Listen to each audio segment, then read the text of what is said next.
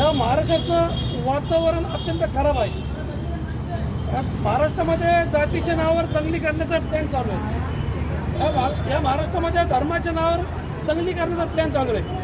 परंतु या देशाचं जो संविधान आहे, भारतीय संविधान, या संविधानामुळं आपण सर्वजण वाचून आहोत.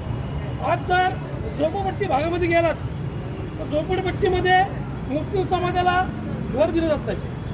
पहिलं विचारतात कोणत्या कास्टचं आहे, कोणत्या धर्माचं आहे. तर मुस्लिम म्हटल्यावर त्याला विरोध केला तो.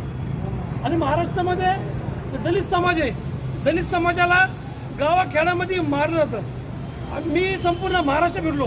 हा दलित मुस्लिम बहुजन समाजावर जिकडे तिकडे आणले आहेत. आज जर आपण हॉस्पिटलचं बिल असेल, कोण टपरीवाले असतील, पोलिस पोरांना बस उचलून घेऊन मारतात, अशा अनेक प्रॉब्लेम आपल्याला येतात. आपण जर नगरसेवकाला फोन केला, नगरसेवक येत नाही.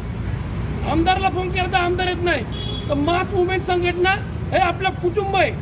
उद्या कधी काही अडचण आली त्या कुटुंब समजून सर्वांनी कधी फोन करा, मास मुवमेंट संघटना तिकडे हजर होईल. फक्त हा शाखेचा विषय नाही.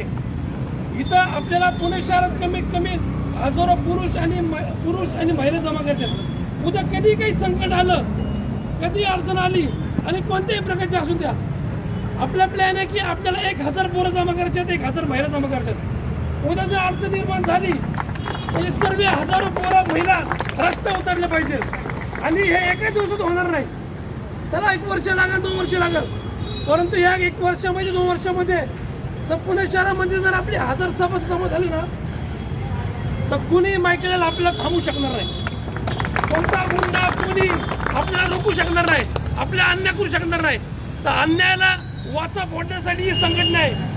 जो आपल्यासाठी येईल आपण आपल्या त्यांच्यासाठी पळायचं. फक्त काम घेऊन येईल निघून जाईल, त्यांच्यासाठी आपण जायचं नाही. एवढं बोल थांबतो. जय शिवराय, जय भीम, जय लवजी, जय अब्दुल कलाम आझाद. अस्सलाम वालेकुम. मेरा नाम